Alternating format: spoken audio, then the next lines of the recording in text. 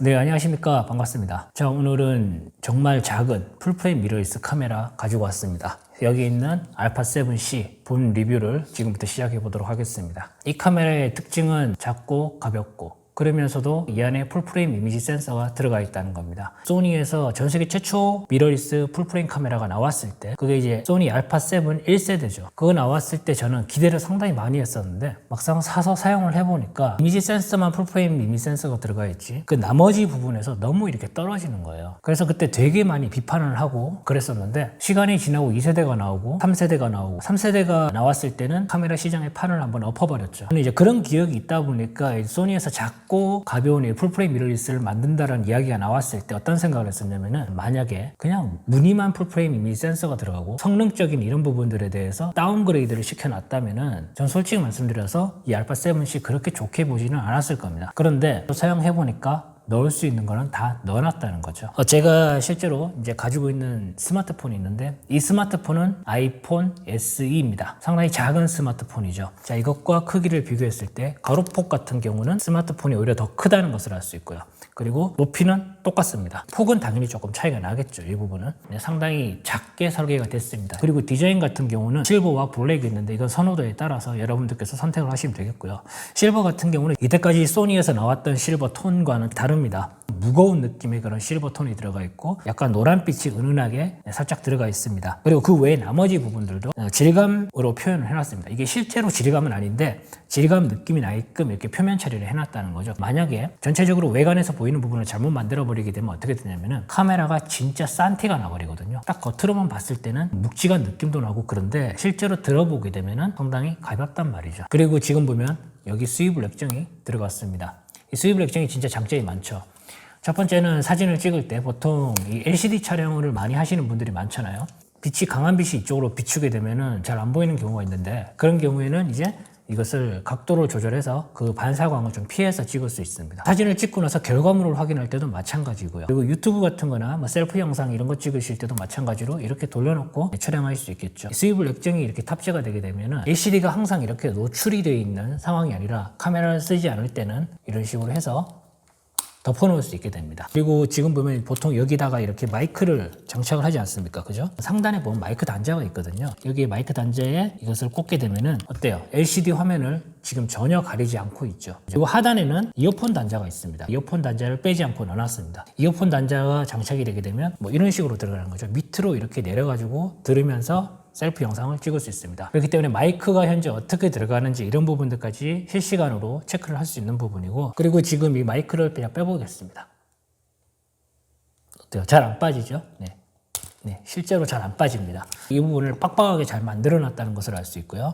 제가 이걸 왜 얘기하냐면 마이크를 장착해도 실제로 잘 빠지는 기종이 있어요. 있기 때문에 제가 말씀드리는 겁니다. 타사 카메라 중에서 있는데 잘못하게 되면 마이크에 막 지직거리는 소리가 들어가고 노이즈라든지 잡음이 막 들어가는 경우가 있거든요. 그렇기 때문에 이런 부분들도 어떻게 보면 상당히 꼼꼼하게 그러니까 공차를 상당히 타이트하게 만들어서 설계가 되었다는 부분들을 알 수가 있죠. 카메라 사이즈가 이렇게 작지 않습니까? 이렇게 작고 가볍게 설계를 했을 때 저는 이제 발열에 조금 문제가 되지 않을까 이 부분을 좀 고민을 했었는데 그래서 테스트를 해봤습니다. 이 카메라가 가지고 있는 부하가 가장 많이 걸리는 4K 30프레임 기준으로 테스트를 해봤고요. 58분 정도가 되니까 발열 경고 창이 뜹니다. 상온 24도 기준으로. 그 다음에 1시간 17분 정도가 되니까 카메라가 꺼집니다. 자, 이 상태로 딱 꺼질 때까지 배터리를 얼마나 쓰는지 봤거든요. 보니까 배터리 잔량이 52%가 남아 있습니다. 일단 배터리 효율 엄청나게 좋아졌습니다. 그리고 이제 온도가 얼마나 올랐는지 알아보기 위해서 이 상판을 이렇게 만져봤어요. 만져봤는데 뜨거운 게 아니라 그냥 따뜻한 수준? 네, 그 정도 수준이라고 볼 수 있고요. 그리고 제가 또 호기심이 한번 해본 게 있는데 그렇게 이제 발열 경고가 떠가지고 카메라가 꺼졌을 때 배터리를 바로 교체해서 또 영상 녹화 버튼 눌러봤거든요. 눌러보니까 그대로 이어가지고 또 10분, 20분, 30분 이어서 촬영을 하더란 말이죠. 이 부분을 참고를 하시면 되겠죠.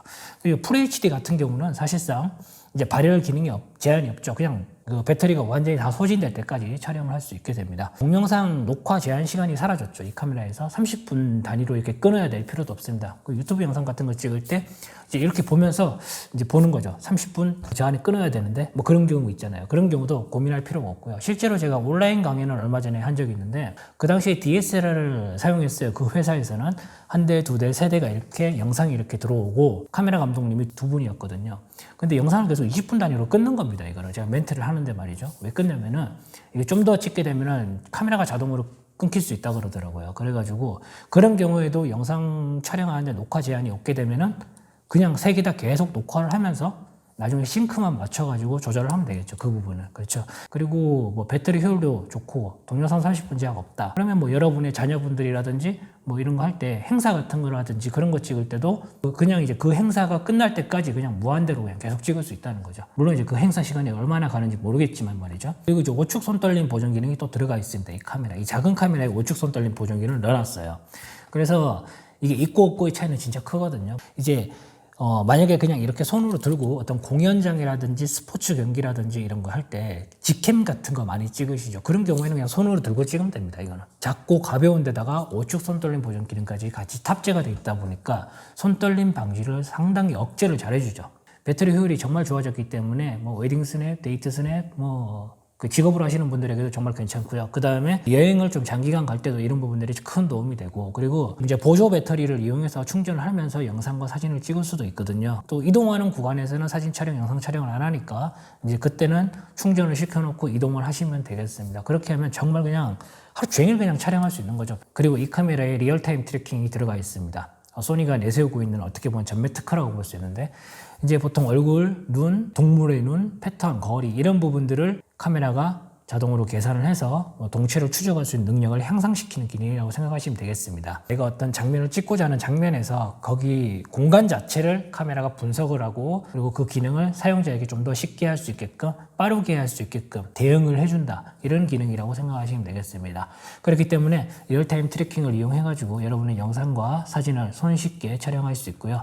이제 리얼타임 트래킹을 사용하는 도중에도 사람의 눈, 그리고 동물의 눈 검출 기능은 동시에 작동을 합니다. 보통 카메라 회사들이 어떤 타겟층을 잡고 나오느냐에 따라서 그 카메라가 가지고 있는 포지션이 결정이 되는데, 이 카메라 같은 경우는 작고 가벼우면서 그 사진에 대한, 영상에 대한 기술이 사실상 없어도 누구나 손쉽게 이런 움직이는 대상을 따라가면서 찍을 수 있게끔 만들어 놓은 카메라입니다. 그 타겟층을 기준으로 잘 넣어놨다고 판단이 되고, 실제로 사용하는 법도 어렵지 않습니다. 그냥 AFC로 설정한 다음에 확장, 플렉시블 스팟, 추적 모드죠. 이걸로 설정하고, 그 다음에 이제 뒷면을 보면은 AF-ON이 있고, 그 다음에 위에 셔터 버튼이 있지 않습니까?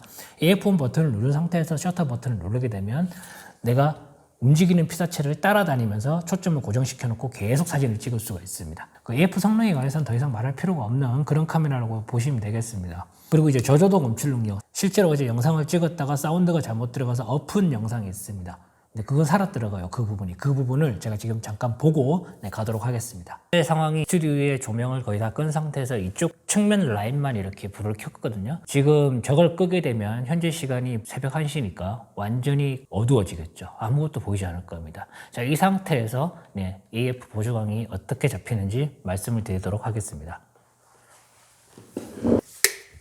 자, 수입을 액정을 이렇게 돌렸고요. 자, 이 상태에서 현재 새벽 1시 기준으로 스튜디오에 있는 조명을 전부 다 끈 상태입니다. 자, 이 상태에서 초점을 잡아보겠습니다. 저쪽에다 볼까요? 네. 자, 초점을 이렇게 어두운 상황에서 잡고 있습니다. 어두운 곳에서 초점을 잘 잡고 있죠. 게다가 여기 AF 보조광이 있거든요.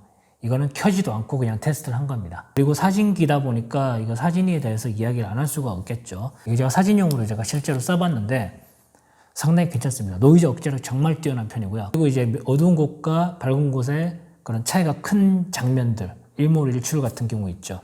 그런 경우에서도 이제 안부를 끌어올리는 방식으로 이제 보정이 들어가게 되는데, 이제 그렇게 보정이 들어갔을 때 단순히 그냥 끌어올렸다고 해가지고 그게 와, 이 정도나 끌어올릴 수 있어? 이게 아니라 노이즈가 얼마나 적게 발생하는지, 그냥 컬러라든지 그런 것에 대한 변형이 얼마나 일어나는지 이 부분들까지 같이 봐줘야 되거든요.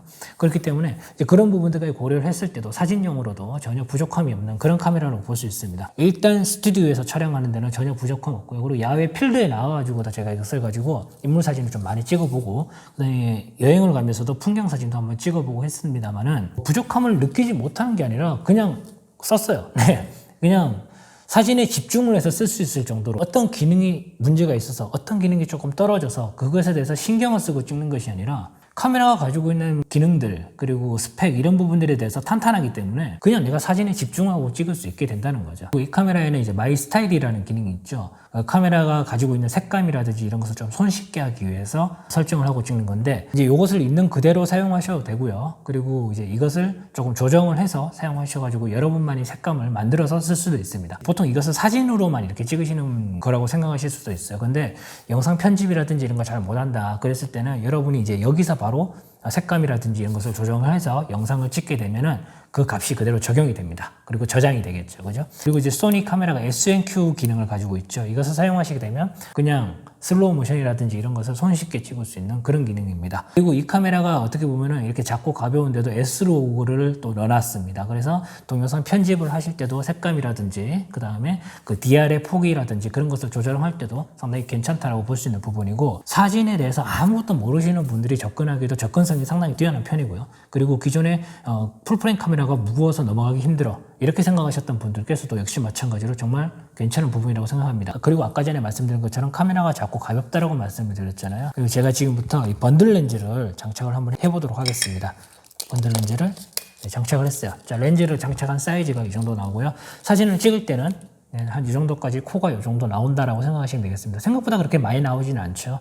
그리고 이제 렌즈가 이거 말고 소니 카메라가 이제 잘 돼 있는 부분이 뭐냐면은 이 카메라의 애초에 목적이 작고 가벼운 것을 선호하시는 분들을 위한 카메라잖아요. 물론 이제 상위 라인업의 렌즈, GM이라는 그런 네이밍을 달고 나오는 렌즈들이 있는데 이제 그런 렌즈를 쓰셔도 상관없습니다. 저는 솔직히 그거 쓰거든요. 그런데 좀 작고 가벼운 구성으로 하겠다라고 했을 때는 1.8, 2.0 작고 가벼우면서도 성능이 정말 좋은 렌즈들이 소니는 라인업이 구축이 잘 돼 있어요. 그래서 그런 렌즈들을 여러분들께서 선택하는 폭도 상당히 넓어진다는 거죠. 번들 렌즈를 쓰다가 추후에 단렌즈로 넘어갔을 때도 넘어갈 수 있는 폭의 범위가 상당히 넓습니다. 이 부분이. 만약에 카메라만 이렇게 작고 가볍게 이렇게 만들었다 이렇게 했을 경우에 그 뒤에 렌즈는 어떻게 할 거냐 말이에요. 근데 이미 렌즈군이 많이 확충이 된 상태에서 이렇게 라인업을 자꾸 놔버리니까 이 라인업 자체가 설득력이 있어지는 거죠. 그리고 셔터 소리를 들어보겠습니다.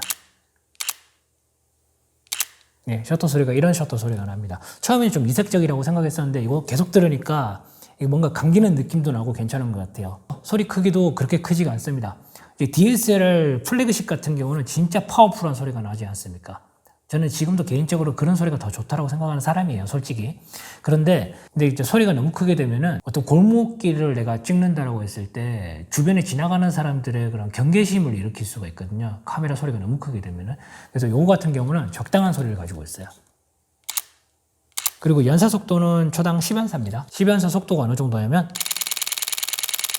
네, 이게 초당 10연사의 속도라고 생각하시면 되겠습니다. 버퍼 양도 상당히 많기 때문에 압축 형식의 로 파일로 촬영할 경우에는 107장까지 연속적으로 촬영을 한다고 생각하시면 되겠습니다. 여기까지 잠깐 정리를 하고 넘어가도록 하겠습니다. 첫 번째, 작고 가볍습니다. 실제로 엄청나게 작고 가벼워요. 그 다음에 우측 손떨림 보정 기능이 탑재가 되어 있습니다. 그래서 흔들림을 잘 억제를 해주게 되겠죠. 리얼타임 트래킹이 탑재가 되어 있습니다. 그래서 움직이는 피사체에 대한 대응력이 정말 뛰어납니다. 그리고 연사 속도가 초당 10연사로 작동을 하고요. 리얼타임 트래킹에서 이 부분이 동시에 작동을 할 수가 있습니다. 사람의 눈, 동물의 눈 이런 부분들에 대해서 검출 능력이 정말 뛰어나죠.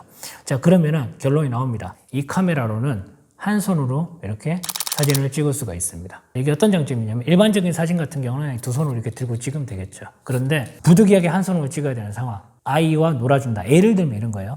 여러분의 자녀분들 중에서 되게 꼬마 아이 있죠. 그럼 꼬마 아이가 여기 앞에서 저한테 공을 차는 장면을 내가 찍고 싶어요. 굳이 두 손으로 이렇게 들고 이렇게 찍거나 아니면 뷰파인더 이렇게 보고 막 이렇게 찍을 필요 없습니다. 그냥 수입을 이렇게 돌려놔가지고 한 손으로 이렇게 보면서 찍으면 됩니다. LCD 보면서 찍으면서 공 오면은 또 차주면 됩니다. 그죠? 그리고 이제 카메라가 작고 가볍다 보니까 전체적으로 부가적으로 딸려가는 액세서리들이라든지 부가 장비 같은 게 좀 작아질 수가 있습니다. 그리고 가방 같은 경우도 마찬가지죠. 카메라가 작고 가볍기 때문에 보통 이제 카메라 가방 같은 경우는 좀 작은 가방들이 이쁜 게 좀 많이 나와요. 그래서 의상이라든지 그날의 스타일이라든지 그런 부분들과 같이 코디를 해서 좀 작은 가방으로 선택을 할 수 있게 되겠죠. 그리고 짐벌 같은 경우도 마찬가지입니다. 저 같은 경우는 좀 작고 가볍고 좀 저렴한 짐벌을 하나 가지고 있거든요. 이제 그 짐벌을 가지고 이때까지 풀프레임 카메라를 올리긴 힘들었어요. 왜 그러냐면 너무 무겁기 때문이죠. 그래서 저처럼 좀 라이트한 그런 짐벌을 사용하시는 분들이나 그냥 이제 취미용 정도로 짐벌을 구입하려고 구입하시는 분들께서는 좀 작은 짐벌을 구입할 수도 있겠죠. 그런 경우에 이제는 이 카메라를 쓰면 풀프레임 카메라를 올릴 수가 있게 됩니다. 그리고 이제 카메라가 작다 보니까 항상 들고 다니게 되죠. 일단은 예전에 DSLR을 사용할 때 되게 오래전 일인데 그때도 항상 작은 카메라에 대한 그런 갈망은 있었어요. 왜 작은 카메라가 필요했냐면은 이게 DSLR 같은 경우는 항상 들고 다니기가 너무 힘들었다는 겁니다. DSLR의 2470 렌즈 물리게 되면 진짜 엄청나게 무겁지 않습니까? 물론 이제 못 들고 다니는 건 아니죠. 힘들어서 그렇지. 그런데 매일 들고 다니기가 너무 힘들고 지인을 만나러 가거나 그럴 때도 너무 힘들더라고요. 그래서 그때 제가 샀던 카메라가 소니에서 나온 넥스 F3였습니다. 네, 이거 사용해 보신 분들 있으시죠? 그래서 그 카메라로 정말 많은 사진을 찍었습니다. 자, 이런 식으로 저는 작은 카메라는 어떻게 보면 항상 가지고 있었어요. DSLR을 가지고 있을 때도 말이죠. 그리고 올해 초부터는 사실상 더 이상 DSLR을 쓰지 않고 미러리스로 완전히 전향을 했는데, 그리고 예전에는 DSLR을 이렇게 들고 다니시는 분들이 많았었어요, 실제로. 근데 요즘에는 거의 스마트폰을 들고 다니시는 분들이 많아요. 그래서 길 가다가 카메라 같은 게 하나 딱 눈에 띄면은 사람들이 경계를 합니다. 진짜 예전보다 그 경계도가 더 높아졌거든요. 그래서 아무래도 카메라 자체가 조금 작게 되면 주변 사람들의 경계심을 조금 낮춰줄 수 있어요. 없앨 수 있다라고 제가 말씀드리는 건 아닙니다. 조금이라도 낮출 수가 있습니다. 그리고 이 카메라를 어떤 분에게 추천하느냐? 네, 아빠 진사. 그러니까 이거 제 친구 녀석 이야기를 예전에도 많이 했었는데 유튜브에서 그 친구가 저보다 사진을 더 오래 찍었거든요. DSLR을 썼습니다. 그리고 이제 결혼을 하고 애가 이제 둘이 생겼고 딸 하나 아들 하나, 지금 이제 한창 뛰어다니는 나이죠. 이제 그렇게 있는데 그럼 꼬마 아이들을 이제 찍는데 DSLR로 찍었는데 이 친구가 너무 힘들어하는 겁니다. 그래서 그 친구가 어느 날 갑자기 알파 9을 구입하더라고요. 소니 거를. 그 친구 하는 말이 작고 가벼운 게 이렇게 편할 줄 몰랐다 이야기하면서, 여러분도 아시다시피 알파 9 같은 경우가 AF 성능이 그게 좀 좋은 카메라입니까? 그죠? 알파 9이 가지고 있는 그 강력한 퍼포먼스까지 같이 더해져 버리니까 사진을 찍는데 너무 쉽단 말이에요. 그러다 보니까 그때 그 친구가 그걸로 사진을 정말 많이 찍더라고요. 그런데 이건 어떻습니까? 퍼포먼스 정말 뛰어나고요. 그 다음에 더 작고 더 가벼워졌죠. 물론 이제 알파 9과 직접적인 비교는 힘듭니다. 그 카메라가 일단 더 좋아요, 이거보다는. 그렇지만은 어쨌든 간에 더 작고 더 가볍게 설계가 됐다는 부분들. 그리고 저처럼 이건 뭐 직업으로 쓰는 거는 좀 안 되는 거 아니냐 물어보실 수도 있는데, 아니에요. 직업으로 쓰셔도 상관없는 수준. 그 정도로 생각하시면 돼요. 실제로 저는 이거 가지고 저희 스튜디오에 오시는 분들 증명사진이라든지 여권사진, 뭐 프로필 사진, 그리고 제품 사진도 이걸로 한번 찍어본 적이 있거든요. 그래서 전혀 그런 부분에서 문제가 안 되더라고요. 그리고 이제 야외로 들고 나가서 취미로 인물사진을 찍으시는 분들에게 있어서도 저도 마찬가지로 그렇게 찍어봤는데 크게 문제가 안 됩니다. 이 답이 나오죠. 예전 같은 경우는 이제 저한테 크로바각이 있고 풀프레임 카메라가 있다면은 해외로 여행을 나가겠다라고 계획을 잡고 있는데, 뭐 들고 가지? 고민을 하게 됩니다, 사람이. 화질은 이게 더 좋은데, 아무래도 얘는 작고 가볍다 보니까 좀 편하게 찍을 수 있을 것 같기도 하고, 여행을 돌아다니면서 그 피로도가 엄청나게 강하게 오잖아요. 그런 경우에도 피로도를 많이 줄여주거든요, 장비가 작아지게 되면은. 고민을 진짜 많이 하게 됩니다, 실제로 가져갈 때는. 그런데 이거와 풀프레임 카메라 이렇게 딱 동시에 놓고 거기 있으면 어떻게 될까요? 고민할 필요가 없죠. 그냥 얘 들고 가면 됩니다. 그냥 이거는 그때. 작고 가볍기 때문에 얻을 수 있는 이점이 정말 많은 그런 카메라입니다. 이 카메라에 대한 단점 있죠, 당연히. 저도 사진가 입장에서 딱 보고 있는데 이게 단점이 없다고 하면 거짓말이죠. 그런데 그 단점을 완전히 손 놓고 있지는 않습니다. 지금부터 말씀드릴 건데, 첫 번째는 뭐냐면은 8000분의 1초죠. 많은 분들께서 생각하는. 그런데 이제 이 카메라는 4000분의 1초까지 지원되거든요. 그런데 만약에 ISO 감도를 100부터 4000분의 1초까지 지원한다면은 저도 이렇게 됐을 거예요. 그런데 그게 아니라 확장 감도를 지원하고 있죠. ISO 감도 50부터 지원합니다. 4000분의 1초, 8000분의 1초 한 스텝이죠. 그리고 ISO 감도 50에서 ISO 감도 100 한 스텝입니다. 똑같습니다. 그죠? 자, 그렇기 때문에 8000분의 1초가 가지고 있는 모든 것들을 커버를 한다라고 보긴 힘들어요. 노출에 관해서는 어느 정도까지 커버를 하려고 했다는 것이 여기서 보이는 겁니다. 그리고 이제 전자식 셔터를 사용하게 되면 8000분의 1초를 이 카메라에서도 사용할 수 있습니다. 무음 촬영이죠. 무음 얘기가 나와서 그런 건데 이것도 좀 도움이 되죠. 아기가 이렇게 자고 있는데 셔터 소리가 딱 나버리게 되면 깰 거 아닙니까? 그럴 때는 이제 무음 모드로 해가지고 아기가 깨지 않게끔 이렇게 셔터를 조용히 누를 수 있습니다. 그리고 상단에 보면 여기 노출 보정 다이얼 있죠. 저 만약에 이거 안 들어갔으면 이거 단점 넣었을 거예요. 왜 그러냐면은 이 카메라의 타겟층을 정확하게 이야기해야 된다 그랬죠. 그 타겟층 자체가 누구나 작고 가볍고 그리고 쉽고 빠르게 찍을 수 있는 그런 카메라를 내세우고 있는 카메라인데 그 카메라에서 크기 때문에 이런 편리한 기능들이 빠진다. 그러면은 앞뒤가 안 맞죠. 그죠? 그래서 그 특징에 맞게끔 노출 보정 다이얼도 빼지 않고 그대로 넣어놨다는 거. 이것도 잘한 부분이라고 볼 수 있고요. 그리고 지금 많은 분들도 이야기하는 게 뷰파인더. 뷰파인더가 너무 작다. 이렇게 이야기하시죠. 네. 근데 작은 것이 문제가 아니에요. 이거는. 눈에 닿는 부분에 고무가 이렇게 돼 있거든요. 이게 거의 일직선으로 이렇게 돼 있어요. 뷰파인더부터 시작해서. 저 같은 경우는 이제 뷰파인더로도 많이 찍거든요. 그런 경우에도 이제 어떻게 하냐면은 처음에 여기 기역자로 내려온 부분, 이것과 이쪽 부분, 눈 기역자로 내려온 부분 있죠. 여기를 한 번에 그냥 맞추고 몇 번 해보니까 그때부터는 뷰파인더를 가져가고 이렇게 미세하게 또 봐야 되고 그런 건 없더라고요. 이제 그런 부분들이 있습니다. 끝으로 이제 이 카메라는 정말 작고 가볍습니다. 저 역시 마찬가지로 이 카메라가 진짜 작고 가볍기 때문에 상당히 만족하는 부분인데 지금 이제 손목 스트랩이죠. 가볍게 이렇게 연결해가지고 들고 다니면서 찍을 수 있는 그런 카메라입니다. 이거는. 그렇다고 해서 성능이 떨어지느냐? 그것도 아니고. 그렇다고 해서 이미지 품질이 안 좋아져가지고 프로들이 쓰기에는 부족하냐? 그것도 아니에요. 갖추고 있어야 될 부분들은 다 갖추고 있습니다. 자, 이 카메라에 대한 전체적인 평을 해보겠습니다. 자, 있는 그대로 말씀드릴게요. 거짓말 하나도 안 보태고 이 카메라가 정말 제일 좋습니다라고 말을 하진 않겠습니다. 근데 이 작은 사이즈와 이 정도의 퍼포먼스, 풀프레임 이미지 센서 여기에 대한 대안은 현재 아무것도 없습니다. 이 카메라가 독보적이죠. 그래서 많은 분들께서 알파7 M3와 이것을 뭐지? 이렇게 하시는 분들이 있는데 저도 마찬가지로 알파7 M3, R3를 사용하고 있는 사람에서 이것과 딱 놓고 봐도 완전히 다른 라인업이라는 게 느껴질 정도로 달라요. 카메라가. 분명하게 말씀드릴 부분은 M3, R3가 가지고 있는 매력이 따로 있고요. 이 카메라가 가지고 있는 매력이 또 따로 있습니다. 그렇기 때문에 작고 가벼운 곳에 포커스를 두고 선택한다면 이거에 대한 대안은 아무것도 없습니다. 제가 현재 스튜디오에서 사용하고 있는 카메라가 총 5대입니다. 만약에 제가 스튜디오 사업을 접고 단 하나의 카메라만 남기고 다 정리를 하겠다라고 하면은 저는 이거 남길 겁니다. 일단은 제 기준으로 봤을 때는 그렇다는 거고 다른 기준으로 봤을 때 여러분에게 또 선택이 안 맞을 수는 있겠죠. 이 부분들이. 그렇기 때문에 그 부분들을 잘 판단하셔가지고 여러분들께서 구입을 하는데 조금 도움이 되셨으면 어떨까 싶어서 오늘 영상을 마련해봤습니다. 자, 오늘 여기까지 하겠습니다. 고맙습니다.